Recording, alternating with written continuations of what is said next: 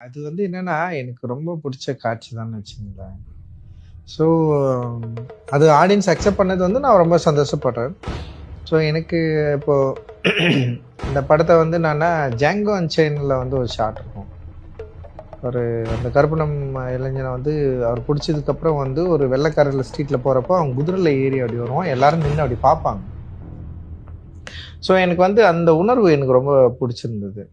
So, அப்படி இருக்கிறப்போ வந்து இந்த படத்துல தங்கலான் வந்து இப்படி ஒரு காட்சியில இப்படி இருந்தா எப்படி இருக்கும்னு சொல்லிட்டு நான் வந்து யோசிச்சேன் நானு.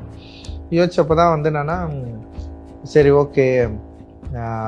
ஒரு வெள்ளைக்காரன் நம்புற ஒரு ஆளு, அவன் வந்து உடனே ஒரு விஷயத்த குடுத்து, நீ வந்து இப்படி ஒரு இடத்துக்கு போயிட்டு மக்கள கூட்டு வா, மக்களோட நம்பிக்கையை பெறக்கூடிய ஒரு ஆளா மாறணும். அண்ட் தங்கலானும் வந்து தான் அதாவது வரியில வந்து போன தன்னுடைய நிலத்தை மீட்கிறதுக்கு ஒரு புது மனிதனா திரும்பி வரான்.